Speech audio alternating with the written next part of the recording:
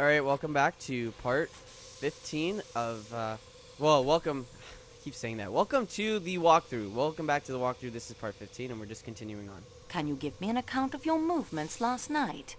Yes, I think I can. After dinner, I had a drink in the salon car with young McQueen, the dead man's secretary. Surprisingly knowledgeable about world affairs for an American, even if he had got hold of some tomfool ideas about India. We adjourned to his compartment, let me see, around 2100. That's 9 p.m. You saw us in the Belgrade station courtyard. We stepped out for a bit of fresh air, but with the weather turning foul, that wasn't on. What do you and Monsieur McQueen smoke? McQueen doesn't, now that I think of it. A pipe's my weapon of choice. What happened after Belgrade? Around 2200, that's 10 p.m. Ratchet's valet came to fetch him for his employer. He went off for a while. And what did you do after Monsieur McQueen left you? Well, I went back to the salon car for a nightcap, didn't I? I was heading to my compartment when I ran into McQueen. Went off back to his room again to continue the natter. I put him straight on India. Learned a bit about the American stock market. Bloody fool's game, if you ask me. Oh, pardon that is to say, my language. Do not concern yourself. There, you see. Now I can hear the accent. It comes and goes. What time did your discussion of world affairs end? The conversation was so engrossing, by the time I looked at my watch, it was 1:45. McQueen called the attendant to make up his bed. I came back here. Did anyone pass Monsieur McQueen's room while you were talking? A good many people, I should think. I wasn't paying attention.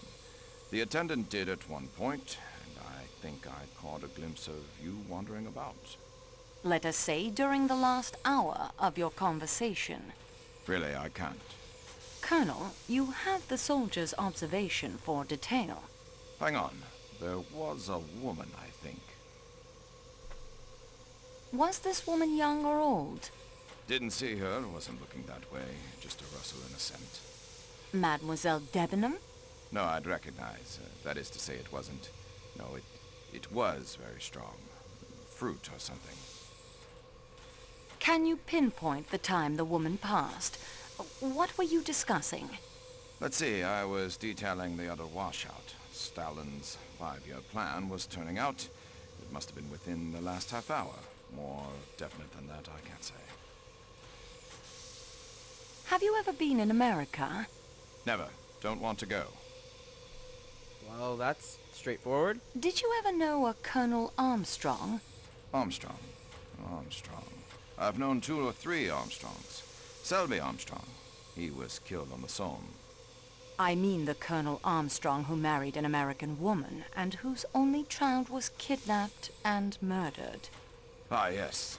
I remember reading about that. Shocking affair.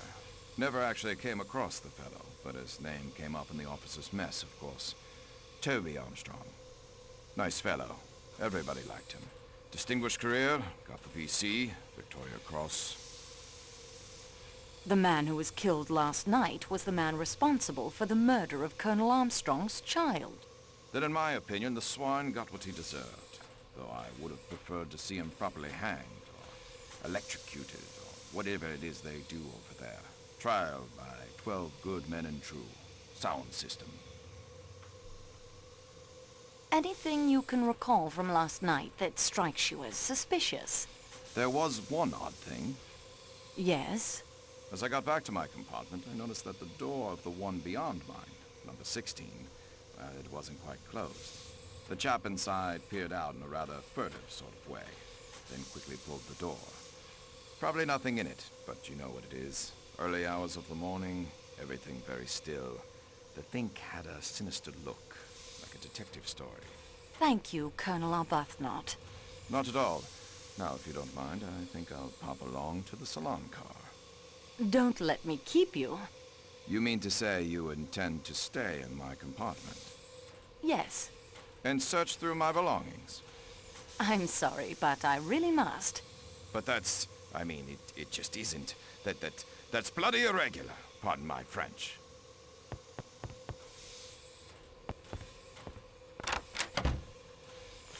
she just tells him straight up, yeah, I'm going through your stuff. I've already... I've been through all of his stuff already, so. Okay, Princess Dragomir. Let's see what she has to say. She's not even here, but got a couple things. Natalia Dragomir. The bracelet is worthless, mademoiselle. It is copper only. I bought it outside the train station in Istanbul. For my arthritis. Take it if you like. I'm very sorry, Your Highness. I realize how this must look, but I'm only doing the job assigned me. I promise I'll return it to you, if I can. Ah, then I expect you would like to interrogate me. I believe that is the correct term. If I may, But of course, I am suspect just as anyone in the Calais coach must be. I am ready for the third degree. I have borrowed your passport, Your Highness. I noticed that as well. Natalia Dragomirov, 17 Avenue Kleber, Paris. You are traveling home from Istanbul, madame? Yes, I have been staying at the Austrian embassy. My maid is with me, as you saw in the marketplace. Could you give me a brief account of your movements last evening? Nothing could be simpler. After dinner, Schmidt, my maid, read to me. We were interrupted by the train stopping to avoid the avalanche. Then she read aloud to me some more, till quite late. Can you give me an idea of the time? If I were to guess, I would say it was 1:30. Has your maid been with you long? 15 years. Do you consider her trustworthy? Absolutely. Her people come from an estate of my late husband's in Germany. Forgive the personal nature of this question, madame, but what is the color of your dressing gown? My dressing gown? It is of blue satin. You have been in America, I presume, madame? Many times. Were you acquainted with a family by the name of Armstrong? You speak of friends of mine, mademoiselle. Sonia Armstrong was my goddaughter. I was on terms of friendship with her mother, Linda Arden, one of the greatest tragic actresses in the world. As Lady Macbeth, as Nora in A Doll's House, there was no one to touch her. I was not only an admirer of her art, I was a personal friend. Is Linda Arden dead? No, she is alive. It is a sort of life. She lives in complete retirement. Her health is very delicate. She must lie on a sofa most of the time. Mrs. Armstrong had a sister, did she not? Yes, much younger than Mrs. Armstrong. And she is alive? Certainly. Where is she?